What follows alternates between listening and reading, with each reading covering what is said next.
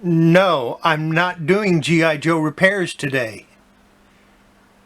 No, I'm not going to repair comic books today either. Today, it's not about that today. Welcome to Collecting Chaos. A few days ago, well actually last week, I showed you some Wonder Woman comics. But you know, there were more comics in that box. Just about 60 of them. If you want to see some of the other comics that were in the box, or maybe all of the other comics that were in that box, keep watching.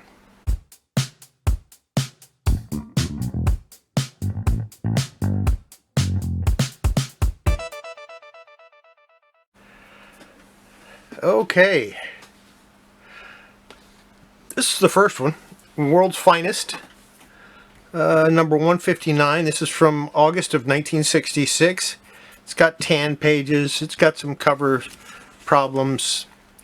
Overall, I'd rate it maybe a good minus maybe. It does have a lot of problems. It's pretty dirty. Could use a cleaning. Yeah. But even if I cleaned it, it's not going to raise the grade. It's still going to be a good to good minus. Next I have World's Finest number 188. This is from November 1969. It's in a little bit better shape than that last one. Got about a 1/4 inch spine split here.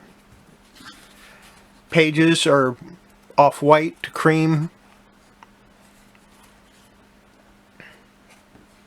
And of course, like most of the Giants, and it would be G64 Giant, but most of the Giants that way, they were all reprints, and that's basically what this is a reprint.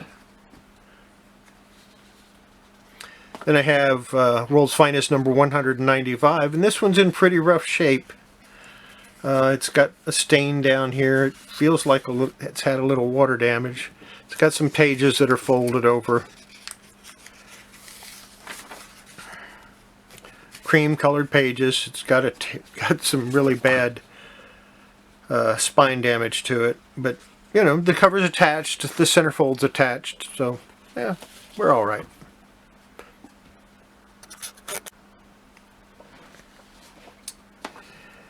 Now here I have a World's Finest number 221, and this is from February 1974. Dick Dillon and Murphy Anderson art.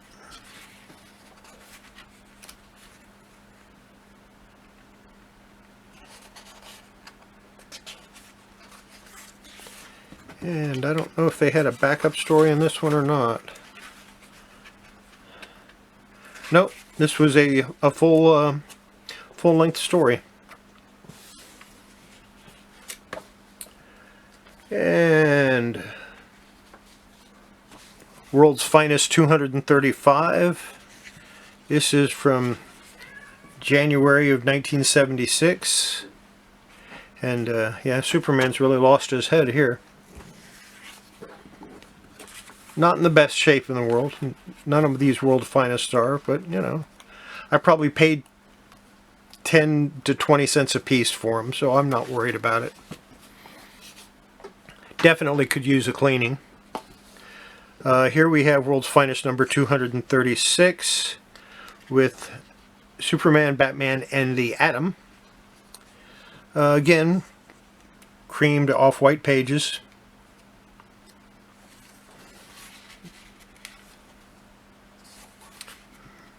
Prime Bronze Age stuff here.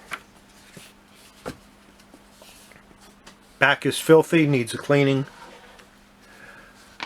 You might recognize this. I got a copy of this in that 32 comic lot that I showed the other day. This is World's Finest number 239 from July of 1976. Off-white to white pages. This one's actually in if it weren't for the fact that the cover's so messed up, it'd be in really nice shape. I'd rate this one maybe a very good minus. World's Finest number 240. This is from September 1976, and I believe, yeah, 75 or 76 was the first time they showed barcodes on the comic books. I think it was 76. Art by Dick Dillon. Bob Haney did the story.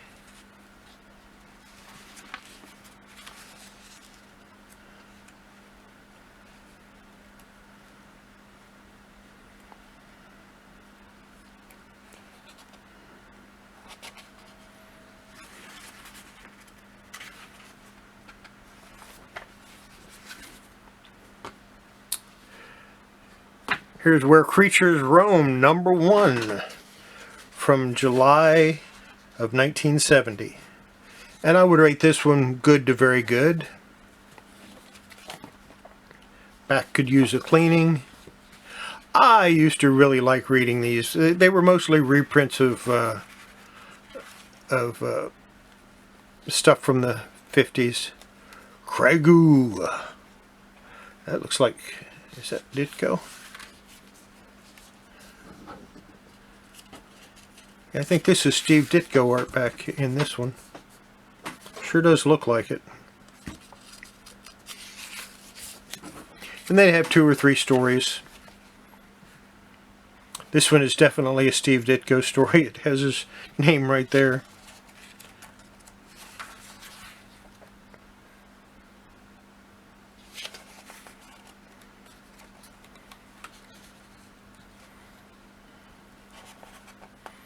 The Brute Who Walks. Kirby and Ayers. Good stuff. Here's Where Creatures Roam, number 4, with Van Doom, He Who Made a Monster. There's another Ditko story in the back. But they had Where Creatures Roam, Where Monsters Prowl, Creatures on the Loose, and Where Monsters Dwell. One of those, I think Creatures on the Loose, was originally called something else. It might have been Where Monsters Dwell that became Creatures on the Loose. I don't remember. It's been a long time. This one's number 7 from July of 1971. Off-white pages. But yeah, I liked reading these. I was in high school when they came out. Here's Where Creatures Roam, number 8, from September 71. The Mummy Walks.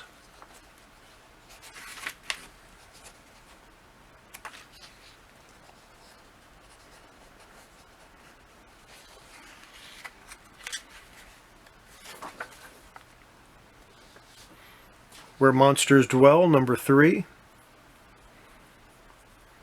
with Grotu, a monster called Grotu, a giant ant. The Gargoyle.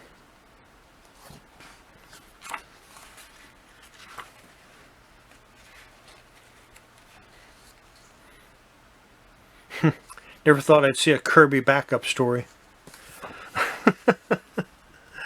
Here's Where Monsters Dwell, number 5. September 1970. So this isn't Silver Age, really. It's kind of after Silver Age, but it's pre-Bronze Age. I like to call it Marvel Age. I'll explain that to you someday. From the period 1968 to about 1975 or so, I really call the Marvel Age. Some people say Marvel Age is earlier. Not me. I have a good reason for it too, and I will explain it in a future video. Where Monsters Dwell, number 6, Where Groot Walks, Death Follows. Behold, I am Groot the Invincible. Who dares to defy me? I defy you, Groot. I shall destroy you before midnight.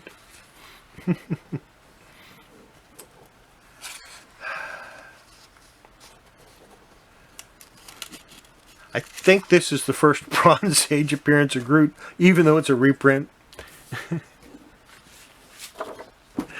Where Monsters Dwell number 8.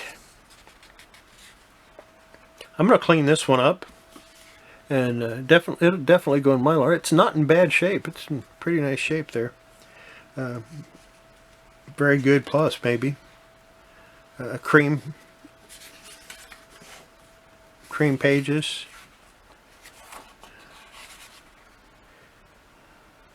March of 1971. And here's where Monsters Dwell number 9.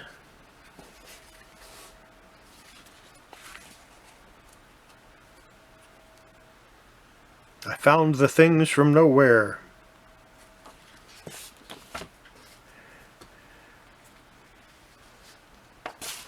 Where Monsters Dwell number 19. The Insect Man.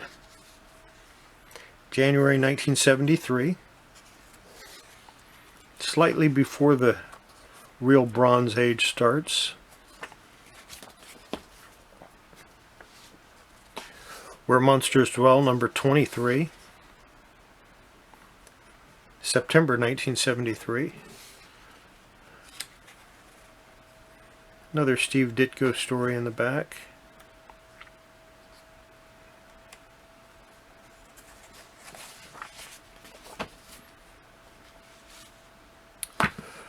Where Monsters Dwell number 24, The Things on Easter Island, October 1973.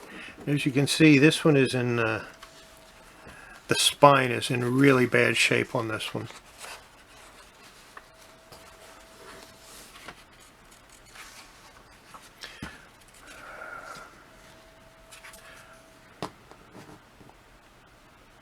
Spice of Life. I'd have no idea who did this artwork. It's kind of messy, but I kind of like it too.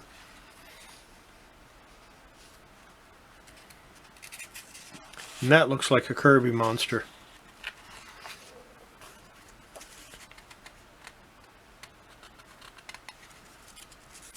This has to be Jack Kirby art. Well, it doesn't have to be, but I'm pretty sure it is. Again, a lot of these are pretty dirty. They need a cleaning. But if I cleaned every comic that I own that needs a cleaning, I'd be cleaning comics for the next 50 years easily.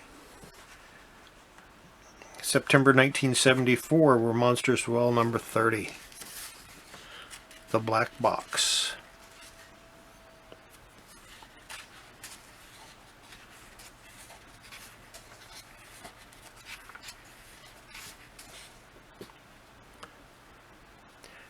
The 13 Years, originally presented in Spellbound number 22.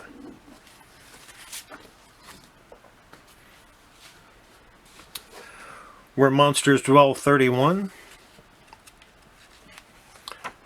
October 1974. Now we're getting into almost into the Bronze Age. Originally presented in Marvel Tales 1/8 or 114.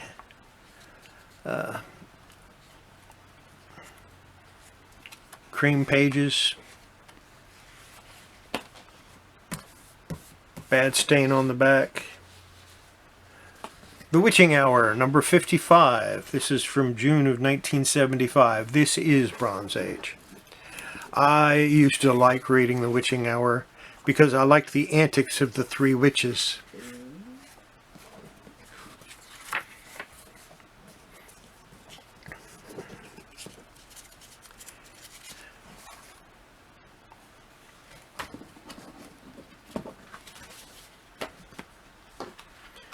And here is The Witching Hour number 58. And this one's in kind of rough shape. It's got a pretty bad spine roll. And it's had some liquid damage. I don't know exactly what kind of liquid, but yeah, it probably should fix that. Next we have Witching Hour 72.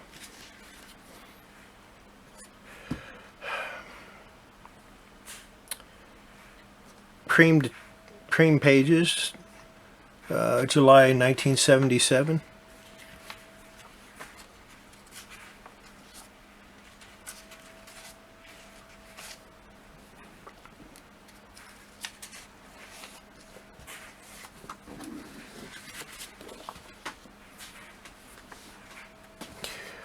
Witching Hour number 83 from August of 1978.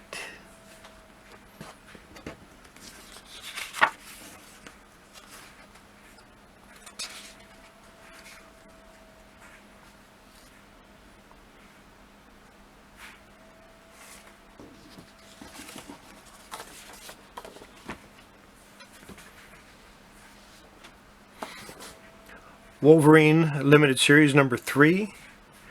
This is maybe a fine copy. Maybe fine minus, because it's missing a little color there. Pages are off-white. November 1982.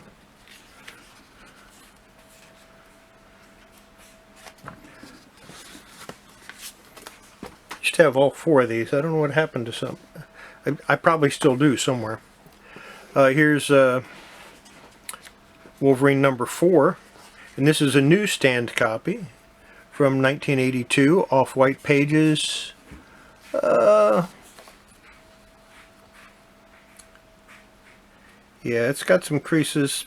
This would definitely benefit from a press, but it does have some color breaking creases here, so yeah, maybe fine plus. And here's another Wolverine number 4. This is the direct market version, and this is a fine copy. Off-white pages.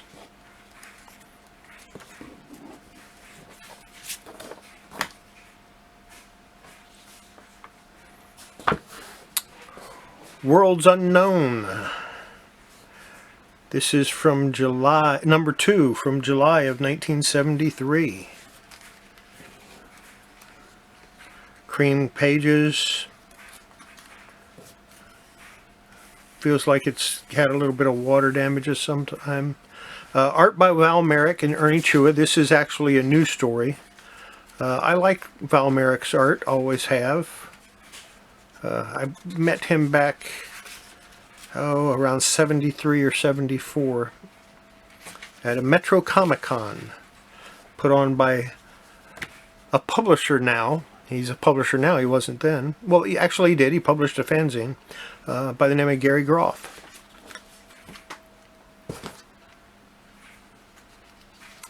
Here's another copy of Worlds Unknown, number 2, in a lot worse shape. I put it in good, but it doesn't present very well. This one actually presents fairly nicely. I would say this one is probably very good.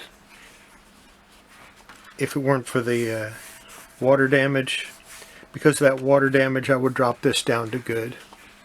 So even though they look worlds apart as far as their condition, they're actually the same condition. Go figure. There's Worlds Unknown number 6. The Thing Called Killdozer. White pages. Dick Ayers and Ernie Chua.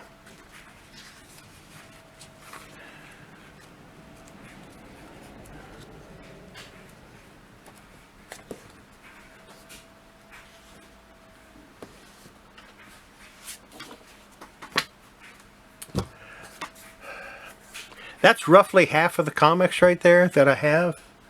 But we're going to continue on. We're going to do them all. This is going to be a little bit longer video. But I've done a few of those now. But if I stopped now, you'd probably have a fit. Because the next thing up is X-Men number 42. March of 1968. Cream to off-white pages. The cover's in pretty bad shape. I would rate this one as maybe good plus, good to good plus.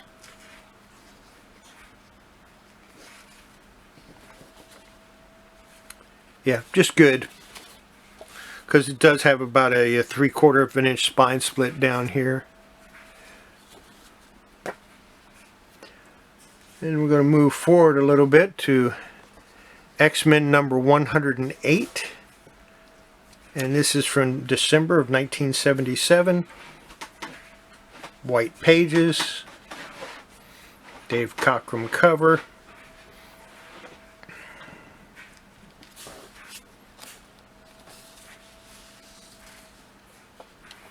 Probably a very fine copy.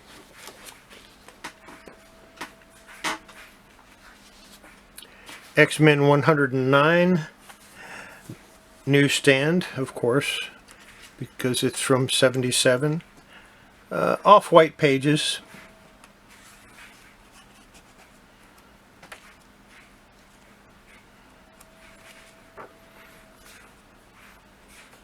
John Byrne art.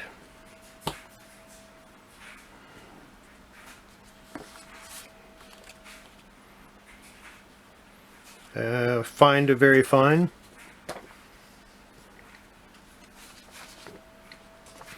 Number 110.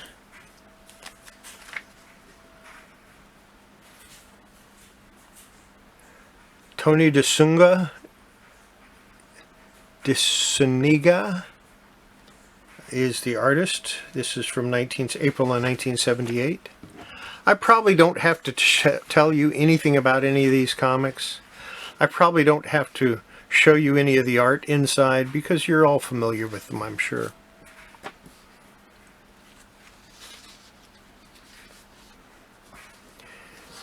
X-Men number 111.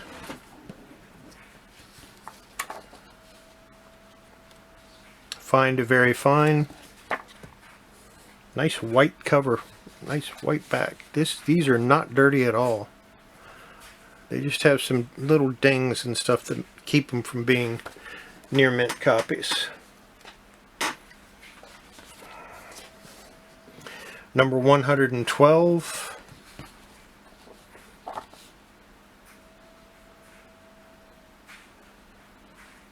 This has two spine ticks, one here and one here. A little bit of a dent on the corner there and on the corner here. Tiny crease on the corner there. Still, you know, probably fine to very fine.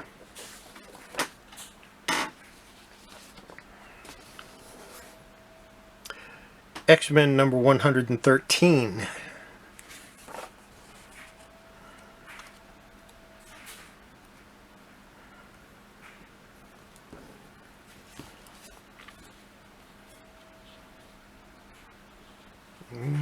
I only see one spine tick in the cover. Everything else looks good, pretty good on it. Could use a press. With a press, it'd be maybe very fine plus.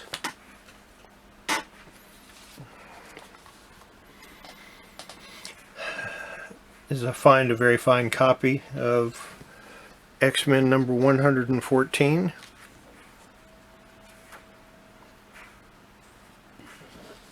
And I've had these for a very long time. Not since they came out, but I've had them probably since around 93. So I didn't pay a whole lot for them. Number 115, November 1978. Again, very fine copy.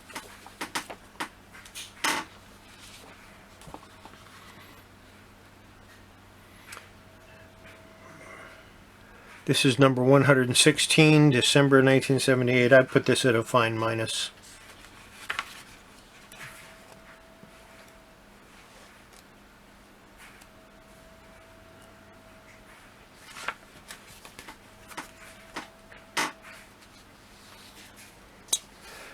X-Men number 117.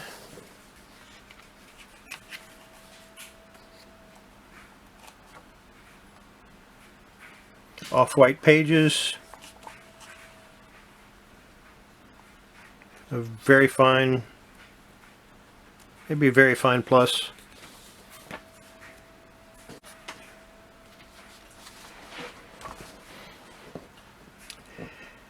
X-Men number 118. Off-white pages.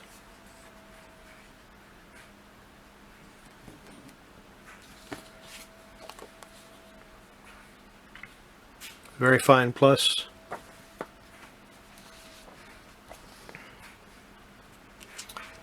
Number 119, white pages.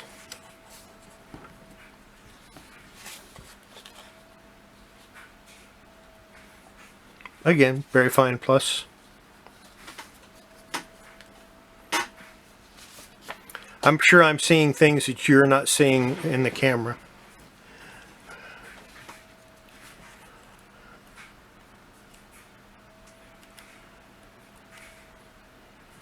I know there's some comic book art in there. There's more than just advertisements in this comic, I think. There might not be.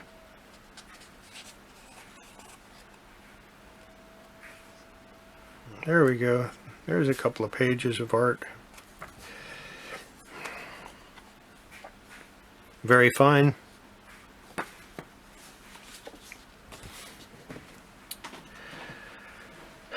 Number 121 from May of 1979.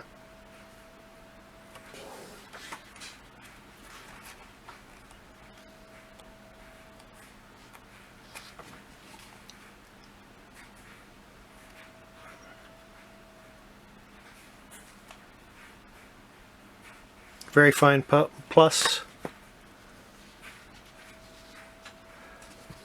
This one is a little more rare. This is number 122 from June of 1979. Direct market. They were a little bit rare back then.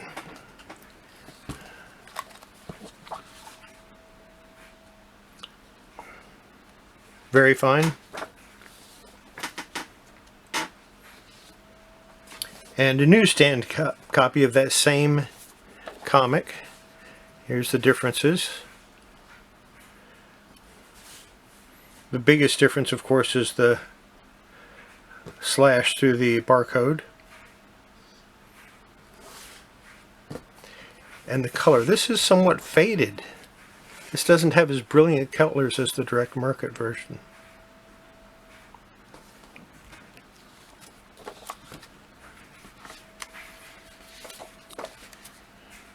And this one I'd put it a fine, maybe. There's another direct market for number 123. White pages. Spider-Man on the splash.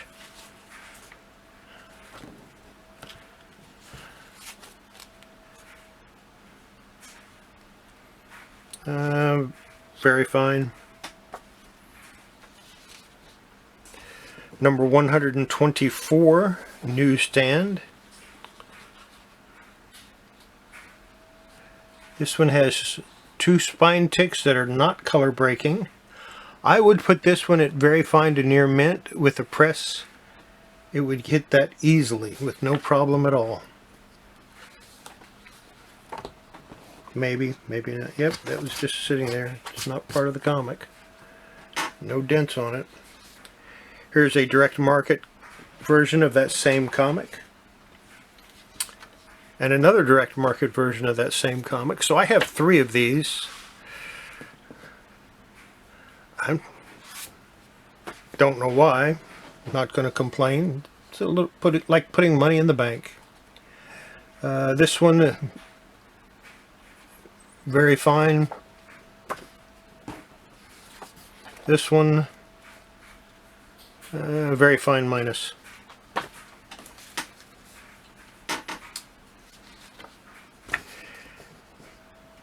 X-Men number 125, and even though the title up here says Uncanny X-Men at this point, Still said X-Men on the in the indicia, and that's what this is called. This is called an indicia, and it's the U.S. Postal Service required that in order to get postal rates, magazine postal rates.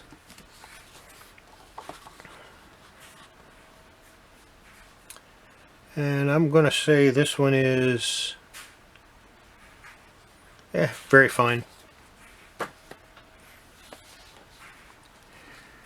Here's a newsstand copy of 124 in fine, and a direct market copy of 124 in fine to very fine. Lots of differences there. You have the slash through the barcode. You have the diamond up here instead of this.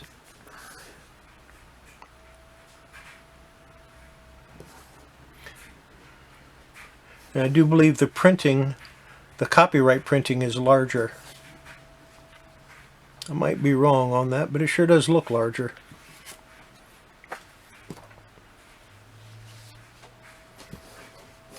Uncanny X-Men number 127, direct market, white pages.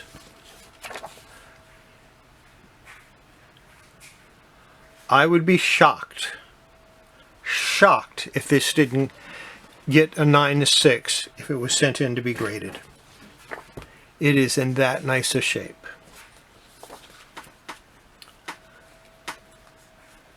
I would put that one in near mint minus. X-Men and the Micronauts, number 1. Cream pages. Nice white cover on it. It's a shame about the cream colored pages though. I'm going to say this one is a very fine because of the pages. If it weren't for the pages being a cream color, rather if they were a nice off-white to white, this one would maybe hit 9/6, maybe 9/8. It is a beautiful copy until you open it up. X-Men and the Micronauts number 3. March of 1984, off-white pages. Very fine. Say very fine plus. The last comic in the box. Young Love number 118 from DC Comics. October, November 1975. It's got a stain on it, missing a chunk out of the cover.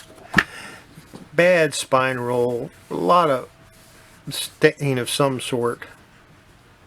Maybe somebody spilt their 7-Up on it. Could use a cleaning and could use the spine roll taken out of it. I'd rate this one good. And that, my friends, is the rest of what was in the Wonder Woman box. Hope you enjoyed the video. Hope you saw some comics that you liked. Don't obsess too much over the fact that I've got all those X-Men and I don't even collect the X-Men.